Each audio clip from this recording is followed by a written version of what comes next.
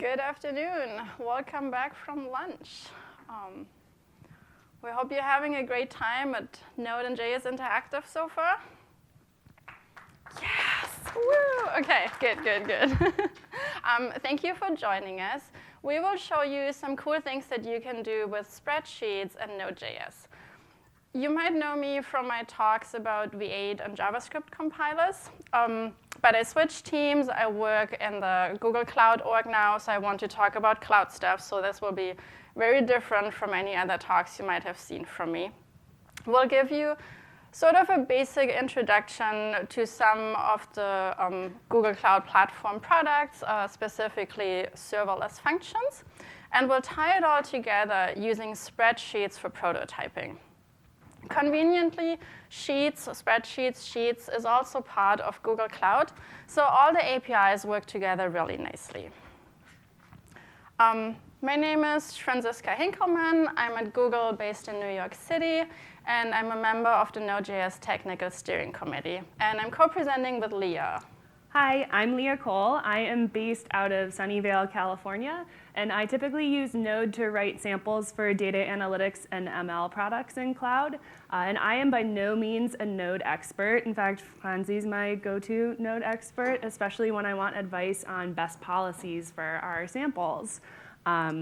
And I'm also a super duper G Suite enthusiast. I definitely used G Suite before Google, but once I started using it every day for my work, I found that I started using it outside of work too, to like plan vacations and stuff. All right, so let's get started with work less and do more, Sheets for Node developers.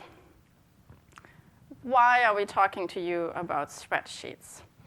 Well, the great thing about spreadsheets is that they allow you to collaborate with anybody, not just with developers.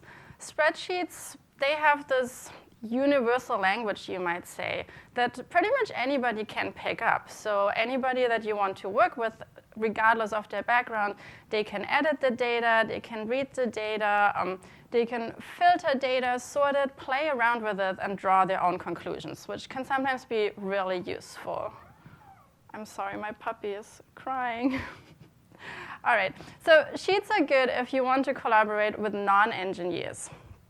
And not only can pretty much anybody work with the Sheets, Sheets make it really easy to visualize data, and so you can analyze your data by looking at the visuals you created. Obviously, you can create all kinds of visuals, pie charts, bar charts, line graphs, whatever.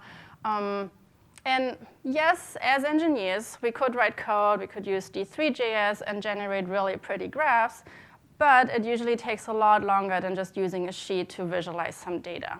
And when I need to iterate quickly, then Sheets allow me to focus on the trends and correlations instead of the code. So lots of advantages to Sheets. And because of all this, Sheets are really useful when you want to prototype something with data and metrics. So probably not for a full-fledged, serious production product, but if you're just prototyping and you want to iterate quickly, Sheets give you a lot of advantages. I don't know about you, though, but I do not enjoy entering and manipulating data in spreadsheets, but it's because it's not something that I do all the time.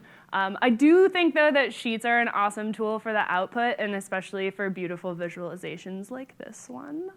And so that's why we're going to use that today. But because the manual parts aren't fun, we're going to eliminate them and instead automate them. And because we're at Node.js Interactive and we love Node, we're going to use that. I mean, you heard Franzi's a Node core contributor and on the technical steering committee, and she talks about how awesome Node is a lot.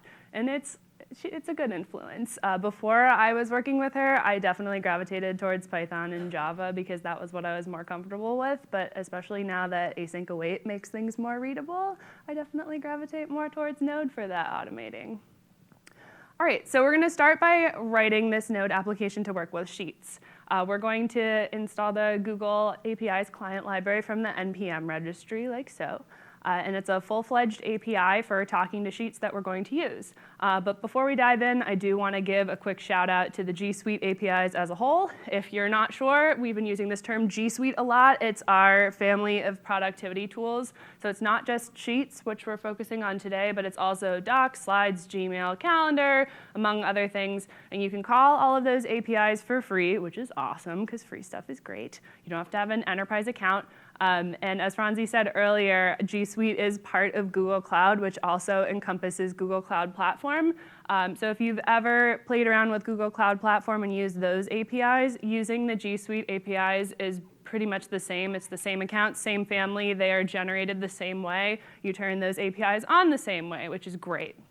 And if you are at this conference and maybe aren't a Node person, or maybe you're new to Node, fear not, we do have these client libraries in other languages, but because we're at Node.js Interactive, we are going to focus on Node today.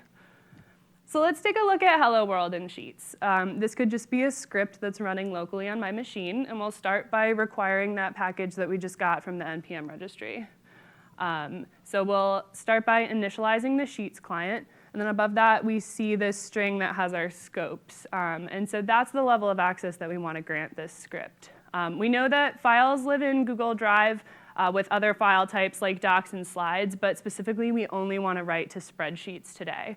I don't know about you, but I get really nervous when any kind of application asks for permissions that I think they shouldn't have, like wanting to get into my Drive folders and see everything in my emails and my location history and my mother's maiden name. Like, we don't want that. Best practice is definitely to restrict to only what we need. So here we're going to make our Hello World call. And we're going to say which cell or cells we want to put things into in Sheets. So in Sheets, we use what's called A1 notation, and that's because A1 is that cell that's in the top left corner of the sheet, and that is where we're going to be writing our Hello World today. And we're also using async await because we love that, but if you did want to use a previous version of Node, you could do that with the script too. And don't worry about trying to memorize it. We have all this code on GitHub, and we'll show this link again at the end. All right, so here's what the code looks like when we run. Super cool, Hello World in A1, just like where we said it was going to be. And I'm not sure if you remember from the last cell, there was this variable that was called spreadsheet ID. And this spreadsheet ID is in that red box at the top. That's the same ID that you'd find in the browser with any spreadsheet you'd have open. So that's what tells us to write to this Google Sheet in particular. All right, but let's be real. Most of the time, you need to do more than just write Hello World to one single cell.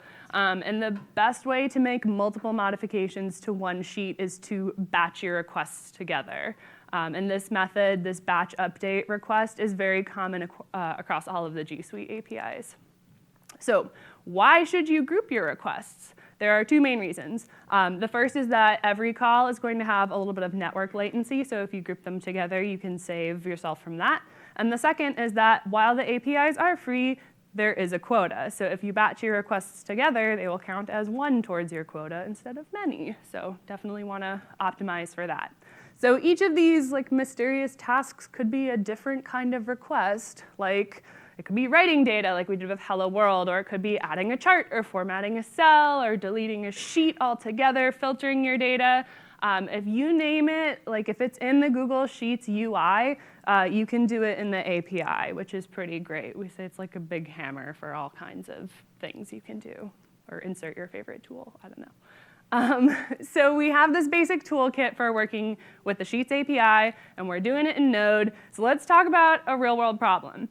I don't sit in the same office as Franzi. We're across the country from each other, but one thing we do have in common is our love of open source, and we also both really love the Insights tab in GitHub. It tells you so much about your project. And I know Franzi does a lot of looking at open issues and PRs. So we're looking at the Node.js Node repo, the Node core, Node runtime right now. And if you were to go there, you could see all the changes going in for Node 14. And Franzi is really concerned with the health of the Node runtime overall and is a very metrics-oriented person.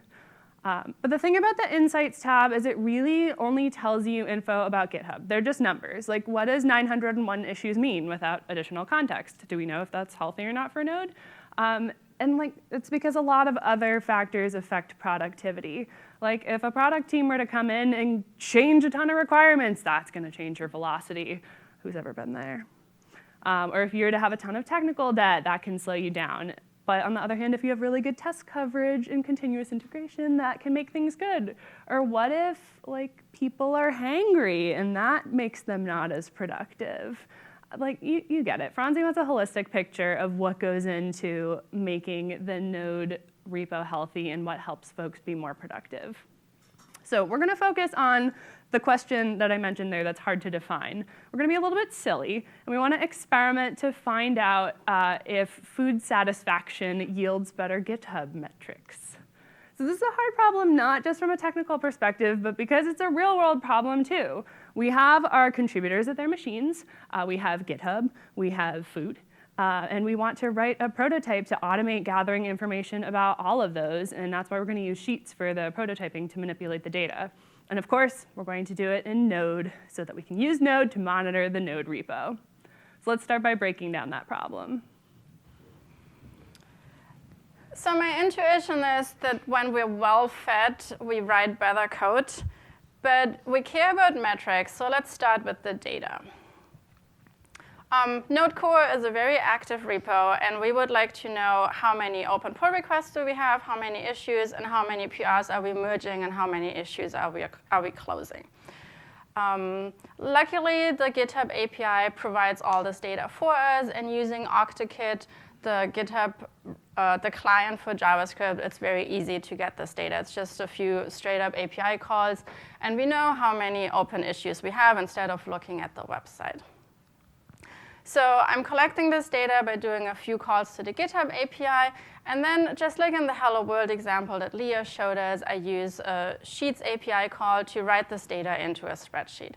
Now, obviously, when I'm getting the data from GitHub, I could just copy it and then paste it into a spreadsheet. That would work instead of talking to the API, but it's manual work. I have to do this every time I want to update the data, and it's error-prone. So I'd rather add another 2 lines to my script that already pulls the data and then push it, write it to the spreadsheet by using the Sheets API. All right, so now for the food part. We love surveys, so we just did a survey where we figured out how happy the node contributors in our office are with their food on a given day. Clearly, this is very scientific. We're using the Google form for it, or Google survey. If you've used it before, the results are already automatically stored in a spreadsheet. If you use anything else to gather your data, just do another Sheets API call to write it to the spreadsheet, just like we did with the GitHub data. All right, so now we have both the data for food and for GitHub, and we want to know, are there any correlations? What's a good way to find correlations? Well, if we can visualize the data, that would help us. So here's the chart. We'll look at the results in detail later. For now, we're interested in how did we generate this chart. Of course, you can click in the UI to generate a chart, but we don't want to use the browser. We don't want to open Sheets. We want to script all of this so we don't make any mistakes, that we don't do any manual labor. And yes, there is, you guessed it, an API call to generate a chart. So what does the code look like? We create an add chart request, and we have to define the chart and its specifications. So here we're defining the chart type. We're picking a line chart, and then we have to specify the domain, so the x-axis of your chart. In our case, that's the different dates that we're interested in. And then we also have to enter the series, the different data points we have from GitHub and from the food survey. And once we've defined the chart, then we call this badge update method that can do pretty much anything for us, and we send the add chart request. All right, so we started with these data sources. We have some data from the GitHub API. We have some data from a form. And then we do a write API call to the Sheets API to put this data into the sheet. And we do another API call to generate a chart for us. And if we do this, we never have to open a sheet in a browser. All our scripts run locally, so we can decide what node version we want, how to run it, and all that. It's just a little script that we run that talks to the Sheet API. But Leah is going to take this one step further now. Thanks, Franzi. All right, so at this point, we're gathering data, we're getting insights, but it is only running locally on one machine. Franzi and I sit across the country from each other. This is not going to be super great for collaborating if it is only on one machine locally. So we should probably be hosting it as a service. Ideally, this would be like a full-fledged application, but we need a client and a server. And I mean, if we really want to be abiding by good cloud principles, there would be high availability, fault tolerance, which would mean multiple servers and load balancing and a cache. And that's a lot of pieces. We said this was a prototype. Let's not. We want to focus on our code, not our infrastructure. So instead, we decided to go with a serverless solution, which in Google Cloud Platform is called Google Cloud Functions. So you just upload those narrow focused bits of codes to GCP, and the cloud provider figures out where to put it and how to scale it on your behalf. You don't have to know anything about the machines that it's running on, and you only pay for when it's executing. You don't have to manage your servers. Security is taken care of. You can use the languages, tools, and frameworks you're familiar with. So if it's Node, you're doing it in Express. Python is Flask. There's also Go and Java runtimes, and they're triggered by various events. So there are two types of events in Cloud Functions. And there's like background functions that are triggered by events like if you upload something to a cloud storage bucket or send a pub/sub message, or it can be triggered by an HTTP function, which is what we're going to focus on today. So those are great for processing data or calling external services. I know in the real world, folks use them to talk to things like Stripe and Twilio. So let's take a look at the hello world for functions, for HTTP functions. When I say function, do I mean a function? Yeah, it's only 2 lines of code, and we have a fully functioning backend, which is super cool. If you've used Express before, those request and response objects should look pretty familiar. That's where they're from. And so with all of this, no additional configuration, you end up with an HTTPS endpoint at a fully qualified domain with dynamically generated SSL TLS certificates, and that's what it would look like in the browser. Okay, so now that we're familiar with Cloud Functions, we're going to wrap up the code we have in our local script and deploy it there. So we have our serverless backend. It'll read that data from the sources and produce the chart while running in the data center. So Franzi and I can actually be useful to each other sitting in our offices. All right, so what we're going to do is we're going to take the code we already have and wrap it up in an exported function called GitHub chart to call our main logic. And then when the processing is done, we'll send that 200 success just like we did in the hello world. And we'll send also the ID of the spreadsheet that we've been working with. OK, so how do we actually do this deployment? We did it using the gcloud CLI tool, which is what you can use to manage all of your GCP tasks. And for Cloud Functions, you just pass the name of the function that you're going to use. And then also we specified that it's an HTTP trigger.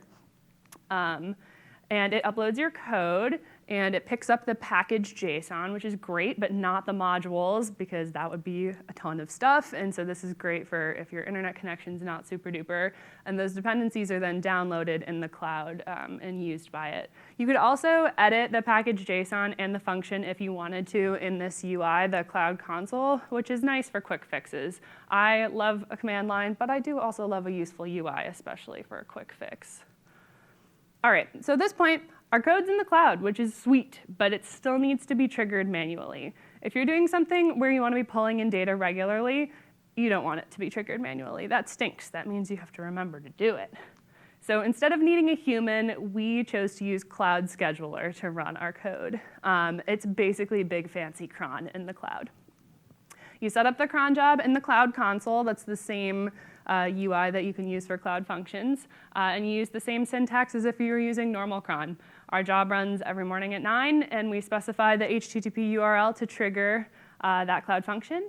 And so at this point, we have the data collection job in the back end, and Franzi's going to talk you through adding a client.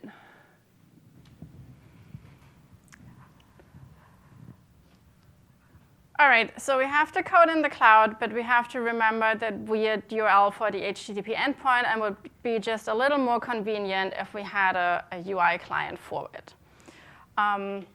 So we did that. We added a client that shows you the chart, and if you click on Share Analysis, the data is updated once more, and then the new chart is sent out to all your teammates. So we have the data updating at 9 a.m. every morning anyways, but we don't want to spam everybody daily. So we're only sending out emails if somebody consciously clicks the share analysis button in the front end. That's why we have the front end. And since we're sending out emails, we're using the Gmail API for this task. Just like in the serverless Node.js code, we have client libraries for front-end JavaScript as well. And again, those make it much easier to talk to the Google REST API than if you were to directly script against the REST interface. So we're doing Gmail that uses that messages that's sent, and we pass in as a resource the raw email, which can be HTML or plain text. So now we have the front-end order cron job that triggers our cloud function. And then the cloud function pulls in the new data. And the cloud function also generates a new chart. And then the Gmail API in the front end sends out the new chart to the team members. All right, pretty easy so far, right? Is that the whole story, though? What's the big thing that we left out? We left out auth. We never mentioned that. And we're sending emails, pretending to be somebody, and we're reading and writing spreadsheets. And clearly, I don't want people to be able to read my spreadsheets just because they figured out how to use the Sheets API. That's not a good security model. So let's look at how authorization works in our app. In the front end, we actually have a little authorize or login button. And when people click that, then the Google sign-in flow is triggered.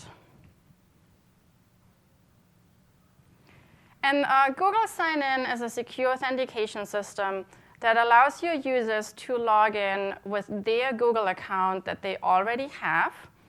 And then they can authorize your app, so in this case, to send emails. They can authorize your app to use Google services on behalf of these end users, and all of this is happening in a secure manner.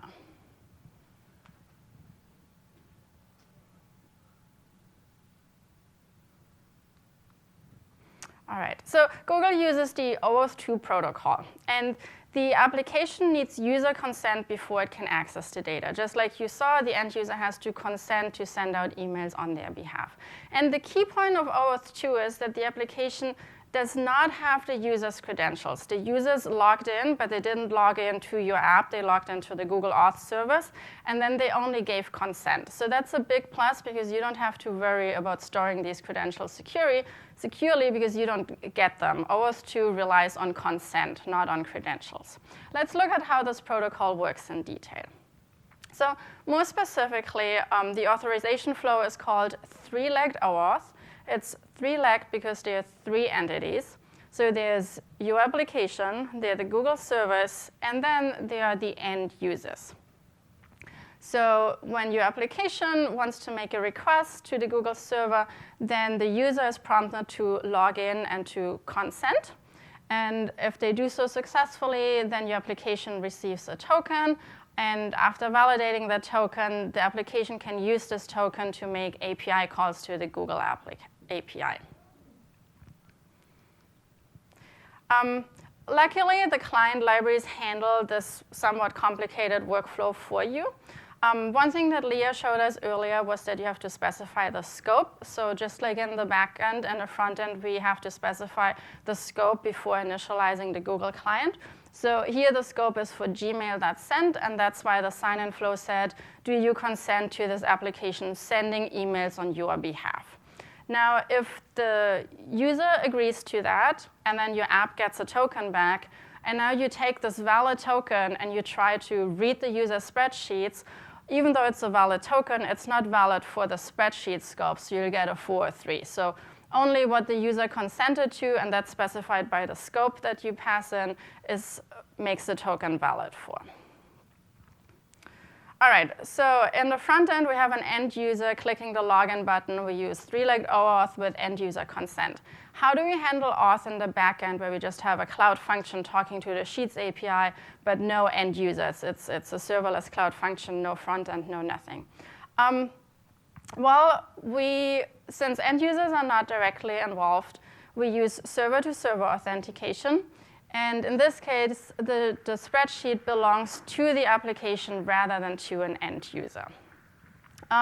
Heads up, though, whenever you work on a production app, not just a little prototype like we did, you always want to use three-legged OAuth for anything involving G Suite. So when you work with docs or sheets or slides or the file drive, you always want to use three-legged OAuth and use end-user consent.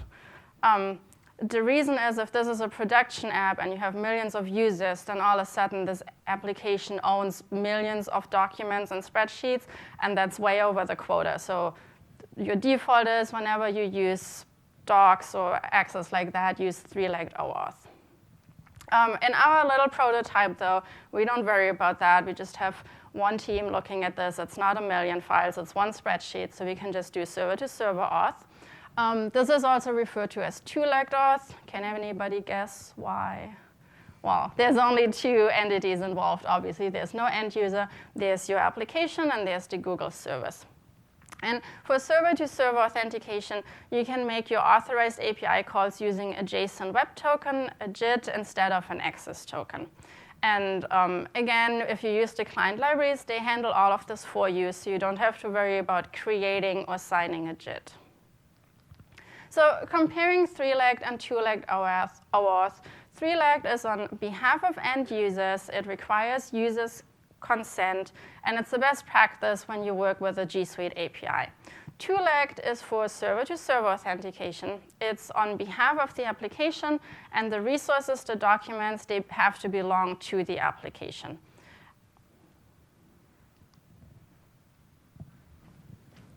Thank you, Franzi, for that deep dive into auth. So like Franzi said, this is handled for you by the client libraries, which is awesome. And if you wanted to take a look at our quick starts in our documentation, they will walk you through the authentication path in just a few steps. And just remember, we want to use OAuth because we want tokens, not passwords. We don't want those stored in plain text ever.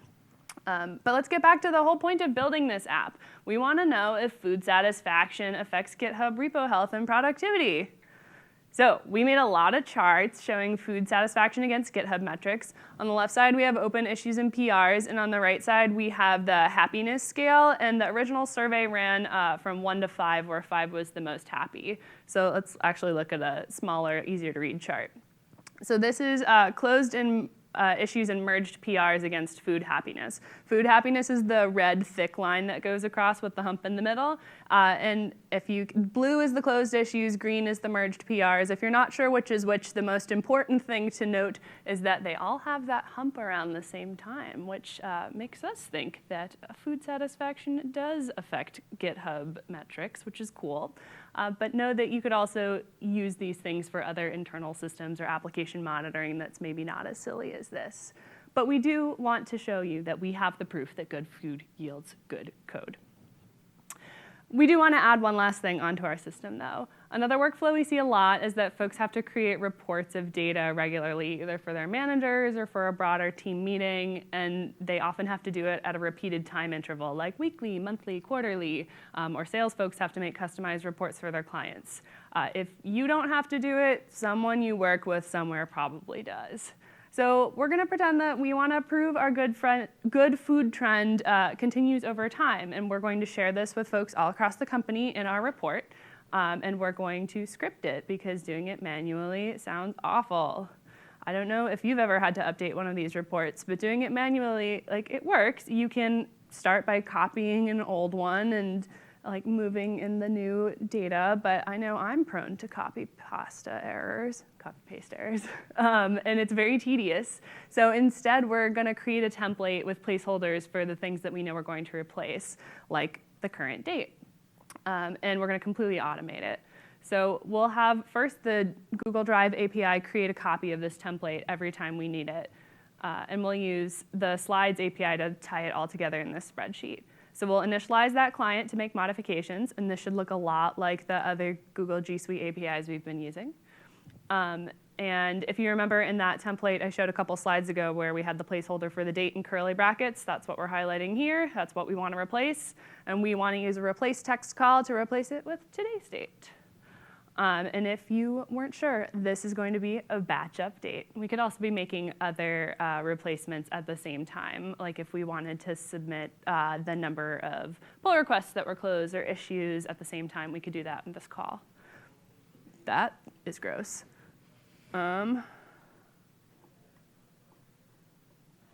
the good news is we only have a few more slides. Hello.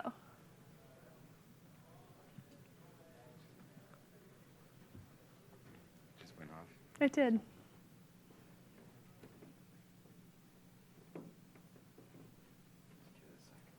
Okay.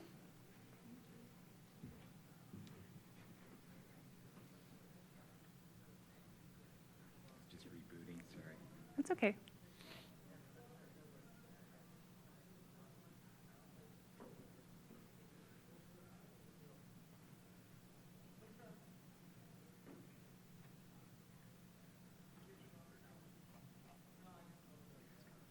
Okay.